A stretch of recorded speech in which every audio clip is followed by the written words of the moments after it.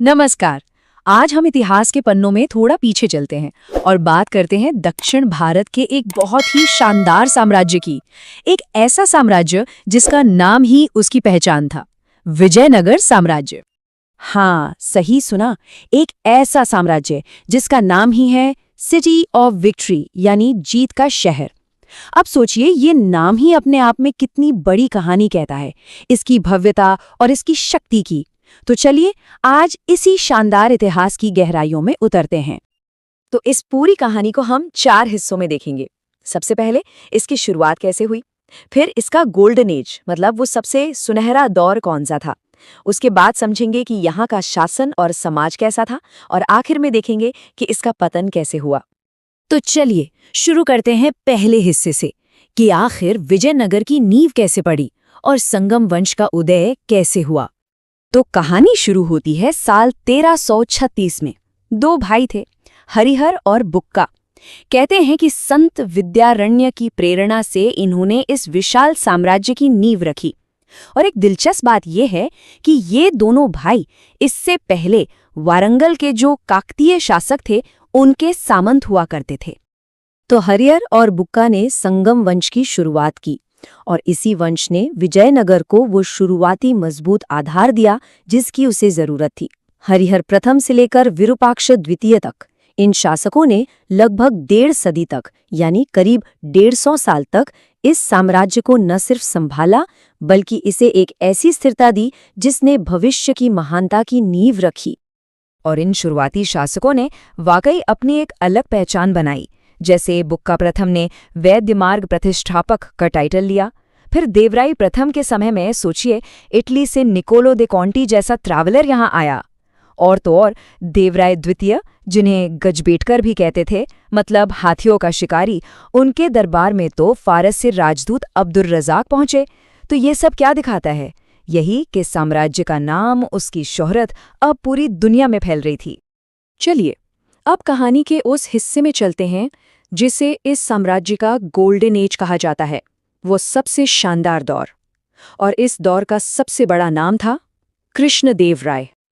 ये थे तुलुव वंश के कृष्णदेव राय। इन्होंने 1509 से शासन शुरू किया और इन्हें विजयनगर का सबसे महान, सबसे ग्रेटेस्ट रूलर माना जाता है। और ये सिर्फ हम नहीं कह रहे। सोचिए, मुगल बादशाह बाबर ने खुद अपनी आत्मकथा में उन्हें भारत का सबसे शक्तिशाली शासक बताया था। ये बहुत बड़ी बात थी।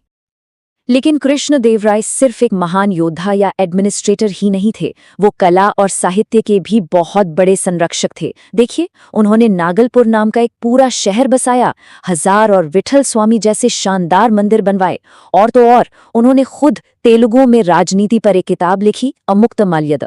उनके दरबार में अष्टदिग्गज बैठते थे, मतलब तेलुगु लिटरेचर के 8 सबसे बड़े कवि। ये दिखाता है कि उनका दौर कितना समृद्ध था हर लिहाज से।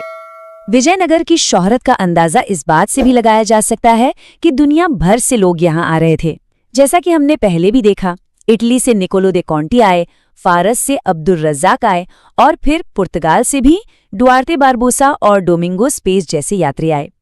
ये लिस्ट अपने आप में एक सबूत है कि विजयनगर उस वक्त का एक बड़ा ग्लोबल सेंटर बन चुका था। अच्छा, साम्राज्य इतना बड़ा था, इतना महान था, पर सवाल ये है कि ये चलता कैसे था।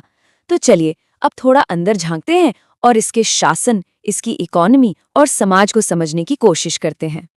तो देखिए, किसी भी एम्पायर की सबसे बड़ी ताकत होती है उसकी आर्मी।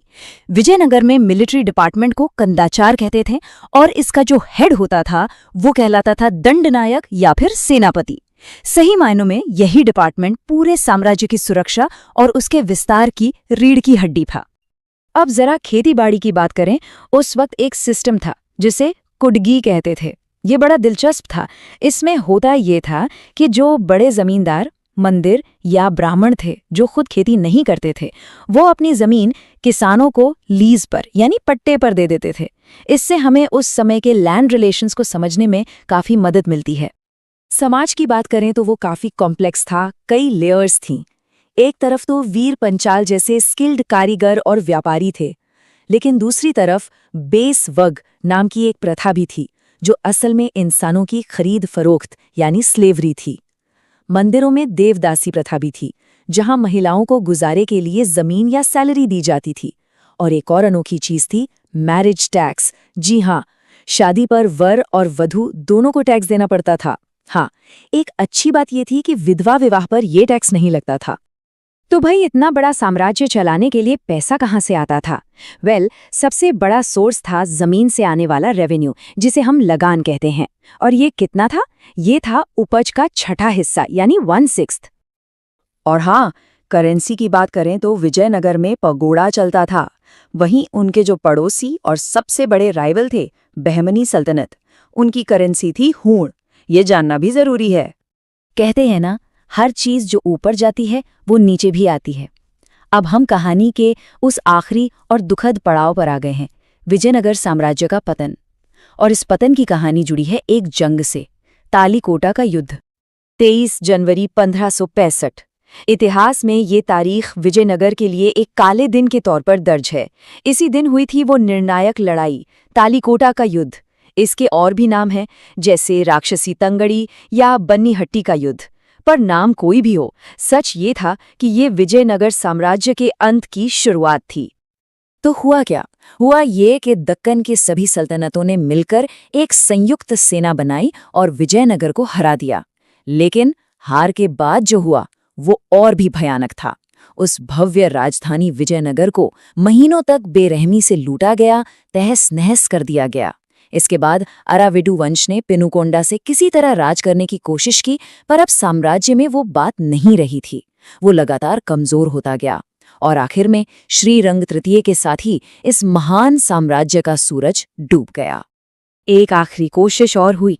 अराविडु वंश के ही एक शासक वेंकट द्वितीय ने राजधानी को चंद्रगिरी शिफ्ट किया, शायद कुछ बचाने की उम्मीद में।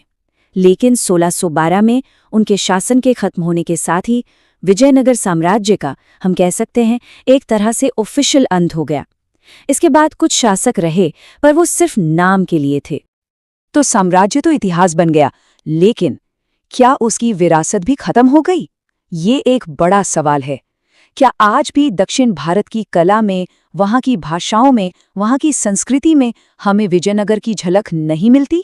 शायद साम्राज्य खत्म हो जाते हैं, पर उनकी बनाई हुई विरासत वो हमेशा जिंदा रहती है। और यही वो सवाल है जिसके साथ आज हम इस कहानी को खत्म करते हैं। जब तक न सफल हो नींद चैन को त्यागो तुम। जब तक न सफल हो नींद चैन को त्यागो तुम। संघर्ष का मैदान छोड़कर मत भागो तुम। कुछ किए बिना ही जय जयकार नहीं होती। कोशिश करने वालों की कभी हार नहीं होती।